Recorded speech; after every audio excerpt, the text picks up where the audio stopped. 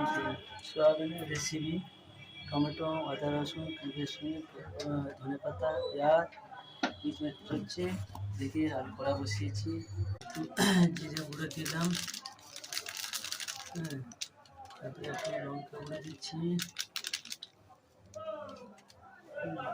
তারপর বেসন দেবো পরিমাণ মতন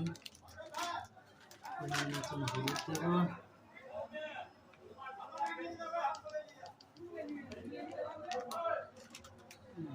তারপরে দিচ্ছি পরিমাণ মতন নুন দেবো। মানে পকোড়া ভাজা হচ্ছে, এরপরে এই যে আলু সেদ্ধ হচ্ছে, পরপর হবে। পকোড়াটা ঠিক আছে? হ্যাঁ, দাদা কেমন হয়েছে দাদা? পকোড়া ঠিক আছে তো? নতুন রাঁধুনি দাদা? হ্যাঁ ঠিক আছে। দিয়েছিলাম লঙ্কা দিয়েছি, এই সয়াবিনে দেখি কেমন হলো। দাদা পকোড়াটা ঠিক আছে তো দাদা? কিরম দাদা?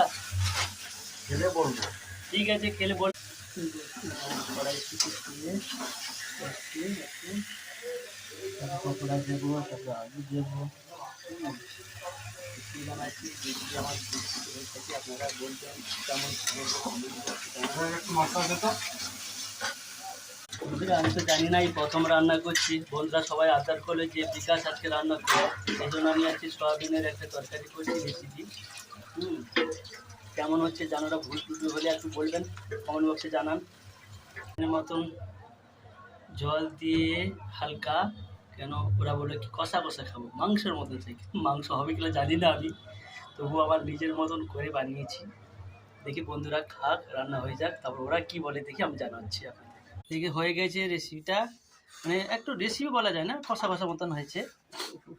দাদা গরম গরম খেতে পারছি না দাদা আমার, দেখি ঠিক আছে তো দাদা? হ্যাঁ ঠিক আছে, ভালো, হ্যাঁ ব্যাস ঠিক আছে, ভালো ভালো।